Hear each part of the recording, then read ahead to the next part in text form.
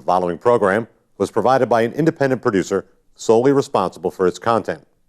The opinions expressed do not necessarily represent the views of this station, its staff, board of directors, or underwriters. Hello, I'm Carl Seidel, host of The People's View, sponsored by the Nashua City Republican Committee. And if you want, we meet at the Crown Plaza the second Thursday of every month. And if you want to find out more information, you can go to our website at nashuagop.org. Welcome to The People's View.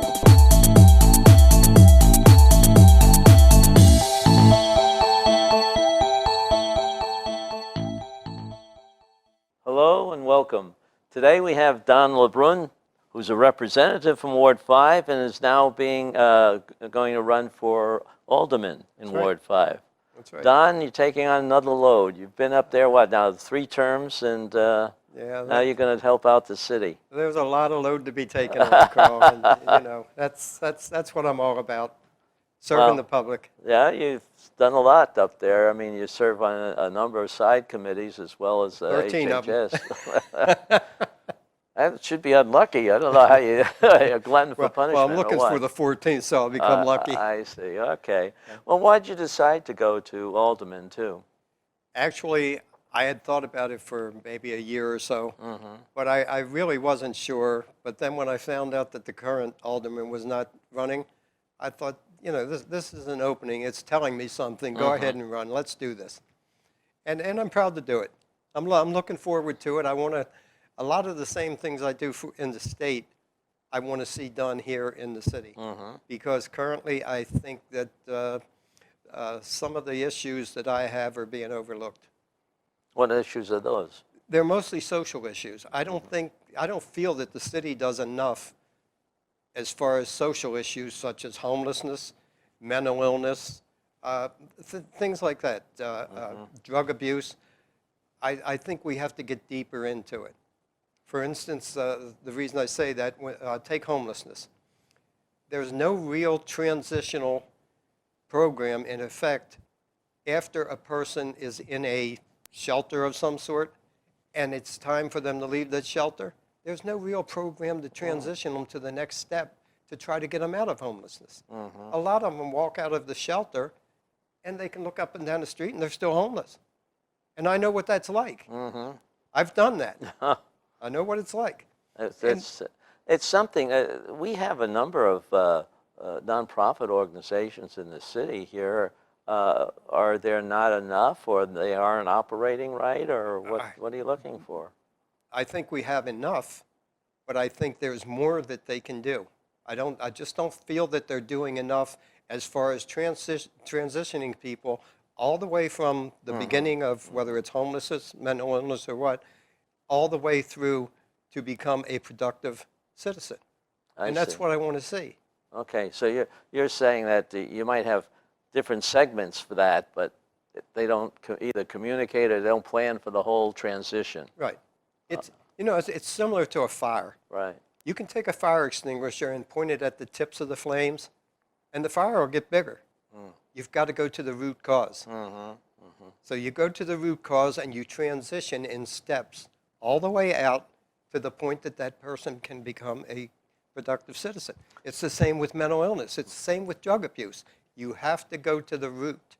If you don't go to the root, to where it began, you will never change it. Okay, so how do you treat the drug problem? I mean, that's one big one that's in the city here. Is that something you have any ideas on? You have various phases of drug addiction. No one gets up in the morning and decides to go look for the drug dealer on the corner and become a drug addict. It has a root cause. Something happens, whether it's prescription drugs, which, believe me, I have a real problem with prescription drugs. I feel that doctors prescribe way too many medications. The quantities that they give people are way overboard. They'll give someone a medication that's supposed to take it for 30 days. Well, after 3 days, they find out that they are either allergic to it or they have a reaction to it, and they go back to the doctor. They get another prescription. In the meantime, they've got 27 pills sitting in their medicine cabinet. And we have no real program Yeah. for them to do anything with that. So it sits there. The next thing you know, if they have a teenager or something in the house and they're having some sort of stress at school or something like that, next thing you know, they're taking the medication, and that can be the beginning of an addiction for that person. We've got to regulate some of these things more. Well, how do you approach that? How do you get the people to, well, either communicate or set up this transition that you're speaking about? We need a database that keeps track of what doctors are prescribing between the doctor and the pharmacy. Some pharmacies have somewhat of a database, but it's not complete. But you have to know what is happening with this medication that is just being accumulated in medicine cabinets, and you have to have a way for people to easily get rid of it, whether it's to take it back to the pharmacy and the pharmacy disposes of it, or to take it back to the doctor, or we do have one program, Take Back Day. In fact, it's coming up here in Nashua sometime soon, but that's only once a year or so. And people tend to forget that, or they're busy on that day, and it never gets done. And Yeah, you want something that's available at all times. I want something. When you have something to get rid of, they can go Right. to the dump. Very simply, there are some police departments in the state that simply, in the police department, they have a box. And people can go and put that medication in that box, no names, nothing attached to it. They just walk in, deposit it in the box, and walk out. And that should be in every police station in this state. Sounds like a good idea. Has anybody pharmacy- tried that? Well, there are some. There are There are some. a couple throughout the state that are doing that. But it has to be statewide. The same in a pharmacy. They have got to have a box where people can go and deposit their unused medications. Is there any legal problems with that hindering that, or? I see no legal problems. Okay, So that's- if they're doing it in other areas in this state Yeah. and there's no legal problems, I saw an ad on television actually about one or two places in the state, I think out on the coast and somewhere up north, that were doing exactly that. But no one has taken on the task of saying, you know, that's a good idea, let's do it. And putting a box in the police station. The system would work fine. It's there 24 hours a day. Yeah, that's true.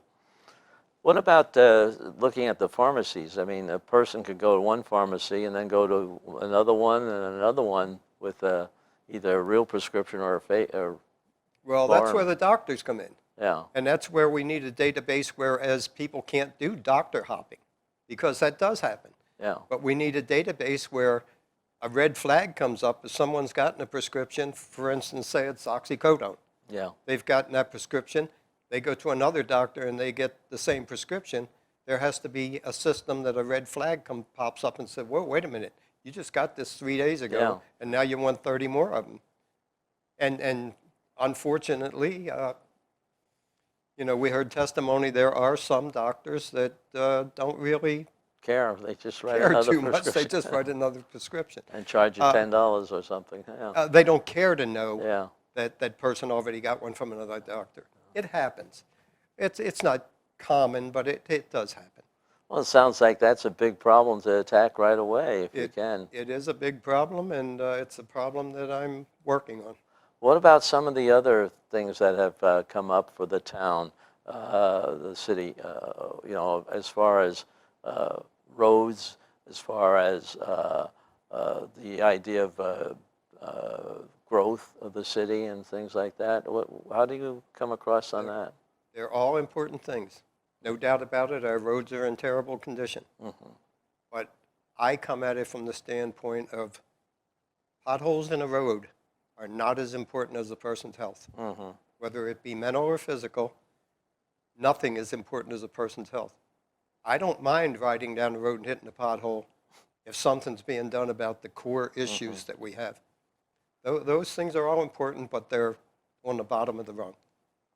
Well, you want to help with the I don't know, the well-being of everybody in the city. Employment is one thing. How would you work on that? I mean, that get a person with a job, and then maybe they find a place to live, and then maybe they have they pay more attention to their health problems or mental problems. Well, one thing that we need is for employers to come forward and say that I will hire these people. I will give these people a chance. Not a handout, but a hand up. And I will do that. I will take on X amount. You know that my business will hire these people. That's extremely important.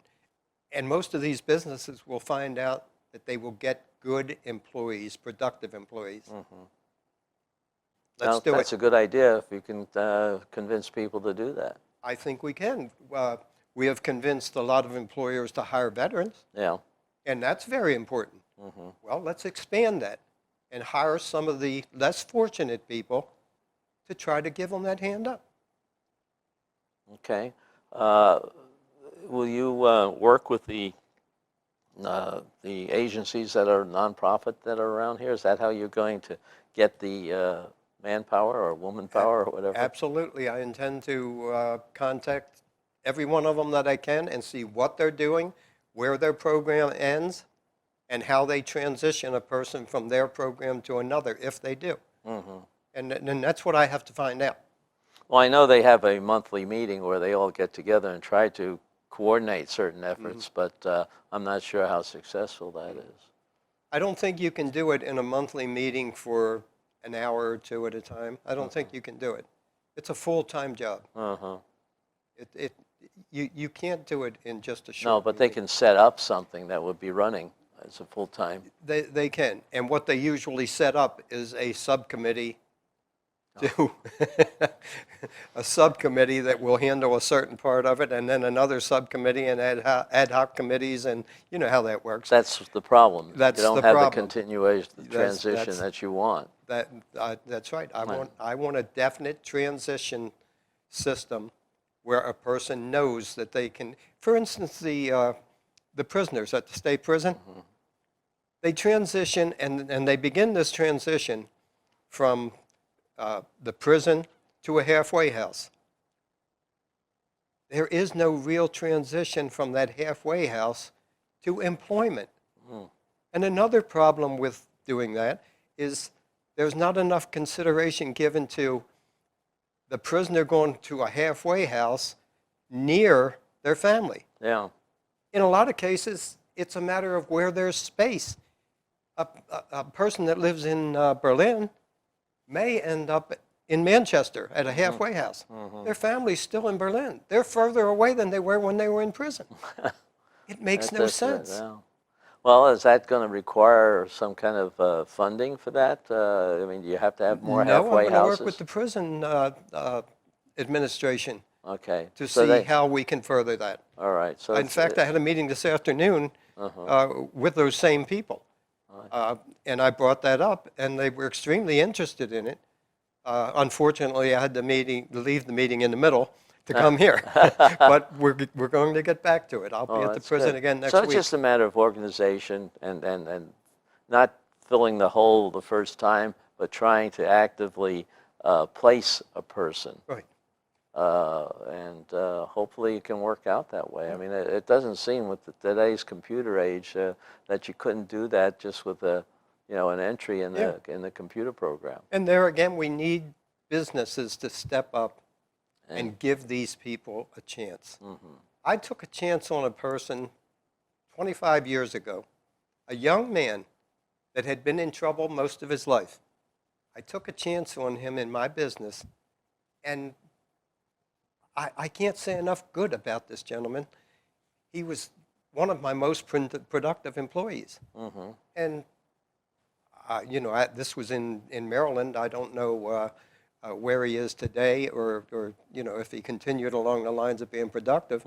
But as long as he was with me, he was productive, and I trusted him from day one. I trusted him to do whatever he had to do within the business, within his job. And at times he handled money. He handled computer systems. He did all sorts of things. He was my basic shipping clerk. And I just left him alone and let him do his job. And he did a fine job. You think it's a matter of convincing people to do this? I mean, is there some reluctance to take a chance? There's reluctance. I had reluctance, but I just finally said, why not? You know, businesses just have to realize that people make mistakes.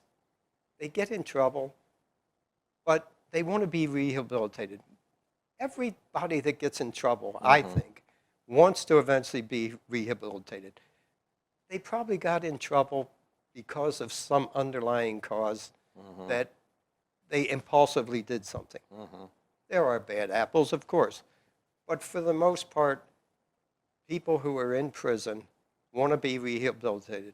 They want a program that helps them to transition from one step to another to where they can become productive.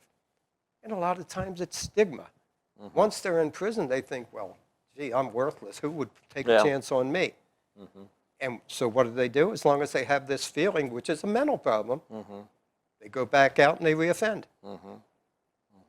But if they have something to look forward to, they don't go out and reoffend. And you've had experience with that, not only here, but elsewhere in your life, with trying to rehabilitate people one way or another. Right. Well, it's a good program. I hope you can tie it together. It's going to take a lot of convincing on your part, because I'm sure people have just didn't want to get involved, type of thing. You know, sometimes it's a matter of going to someone and saying, look, just take a chance. Just give this guy a chance. And, you know, whether it's you reach that little soft part in their heart or whatever, and they do it. And invariably they come back and say, hey, that's a great guy. That's a good employee. Well, if they realize, you know, this is a chance that they have to get back into the environment, not be a stigma to anybody. Yeah. And You always have to know that there is a light at the end of the tunnel, and strive to make it to that light. But you need help along the way. Well, you've been doing things up in Concord quite a bit, so you've gotten along with a number of people. Have you some successes in some of these areas that you can tell the audience about? You know, in the time I've been there, I've had a lot of successes. I've had successes along the lines of pharmaceuticals. When I went there, the only thing that a pharmacist could do was to give a flu shot. I expanded that program to now where they can give a pneumococcal shot, a Zostavax or shingle shot. They can do those things at a drugstore. That saves the consumer probably 50% of the cost by doing that. Because if you go to a doctor, you need an appointment to go to the doctor, you need a physical. Then the doctor literally has to order the serum because he doesn't have the facility to store it. Sometimes that takes weeks. In my own case, it took 6 weeks for my doctor to get the serum for the shingle shot. Then when they ship it, you get a phone call that says your serum is being shipped today. When it reaches your doctor's office, they will call you and you will have 4 hours to get there and get this shot. In the pharmacy, they have the facility. You walk in, you fill out your paperwork. Within 30 minutes' time, you've got your shot and you've paid half the price. Well, I wish that happened when I got my first shingle shot, because I know it's frozen It's frozen serum, and I couldn't even find a pharmacy that had the facility to get it. Well, probably at that time they didn't, because I just put this in, I guess it's been about 3 years now that they've had that ability. The only way I could have gotten it is to go to a hospital at the time. They were the only ones that had that facility. Well, that's good. Is there anything else you can think of in your experience? Because I know you've been there, and you're one of the more active people that are up there. I have been involved in so many things. The last bill that I got signed into law, well, 2 bills that I got signed into law recently. One was based on the EBT card. What we found is that all the fraud that people talk about that's in the EBT system doesn't exist. It doesn't exist. There's less than 2% fraud. And it costs the state, I think the number was $3,200 in order to investigate a case, and they make it back $100. What sense does that make? I mean, that's just throwing money away. So what we did was, instead of looking for people who were fraudulently handling the system, we went to the location, the people at the businesses that were allowing what they knew were fraud. And we came at it that way. And the governor signed that into law. That was just recently. Another one, I worked with a senator in the opposing party. We worked hand in hand on the lead paint bill, which was supported by the landlords. The landlords were all for it. All they wanted was some sort of system, The process. the process to show them what they had to do, what the penalties were, how they had to handle it. But they were more than eager to see that all lead paint was taken out of their properties. Lead paint, they stopped making lead paint in 1978. But you have most of your apartment projects and such, especially around Nashua, they're so old Yeah. that there's still lead paint in them. So that had to be identified. And there was the system is put in place where the tenant cannot in any way be reprimanded or evicted or anything else for reporting lead paint. And the landlord then has a process that he has to go through in order to get rid of it, including if he has to move that tenant out of that unit, then he has to provide a unit for them to go into. He just can't evict them and say, well, you know, this place is uninhabitable, so you're out on the street. He can no longer do that. And I worked with Senator Feltus on that for best part of a year. And we got that passed and signed into law. Well, and I'm extremely proud of that. I mean, that's an accomplishment that like no other.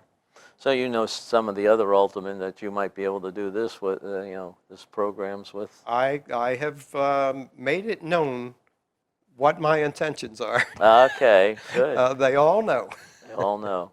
Well, I'm sure that you're going to find people to help you. I don't know if you need people to hand out anything for your election, although you're unopposed. Nevertheless, I will be campaigning. Yeah. I don't take it for granted that I am the electee. Yeah. I will be campaigning. I'll have my signs out there. I'll be out on exit 5 waving to the people. My signs are being made up right now. I should have them by the middle of next week. Okay. And I'll be campaigning the same as if I was opposed by 15 people.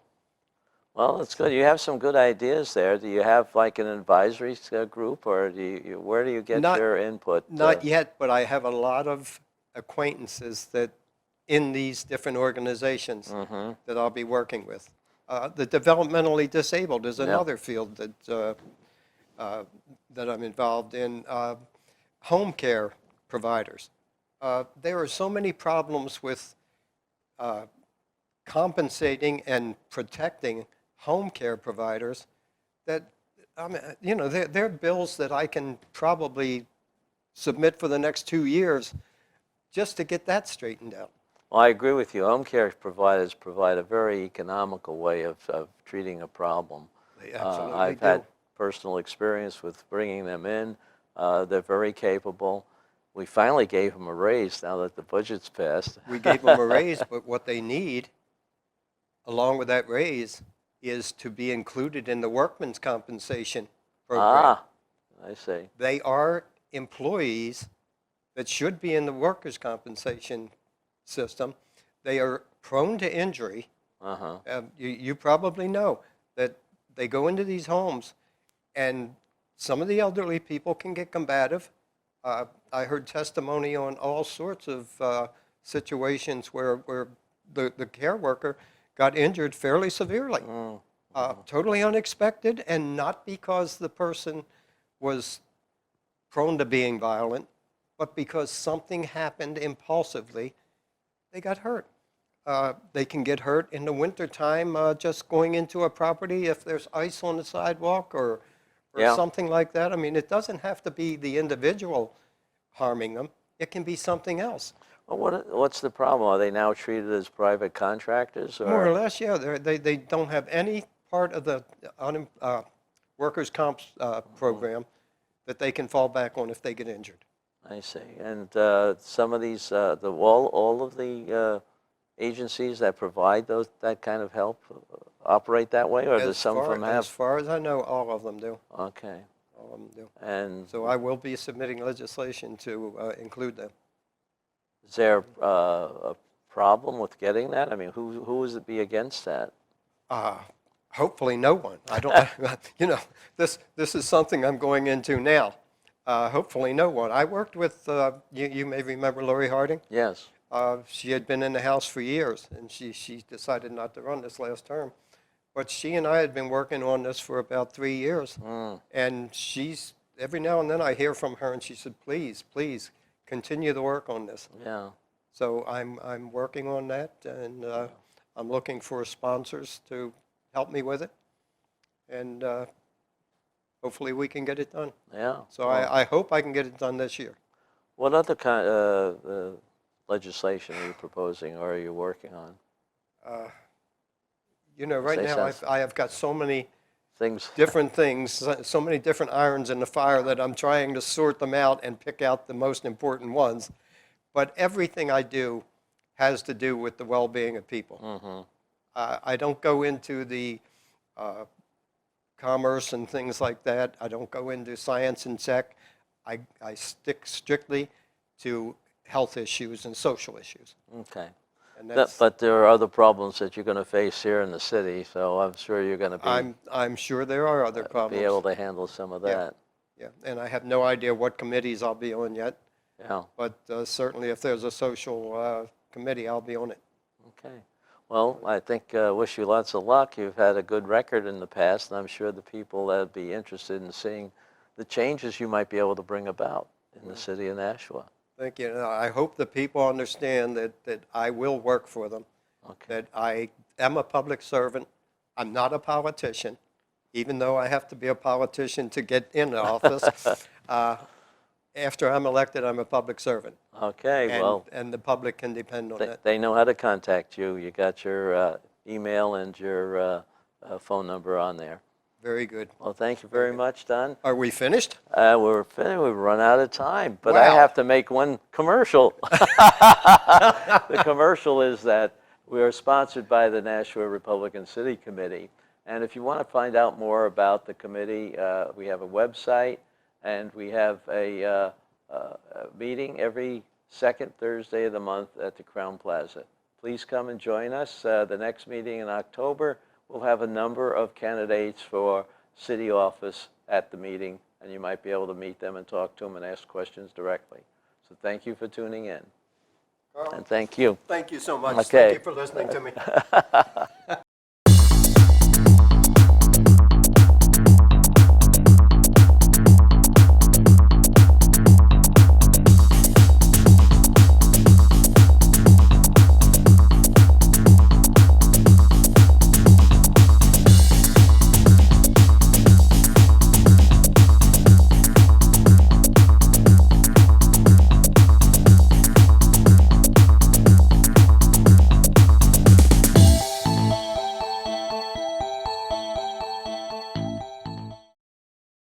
The preceding program was provided by an independent producer solely responsible for its content.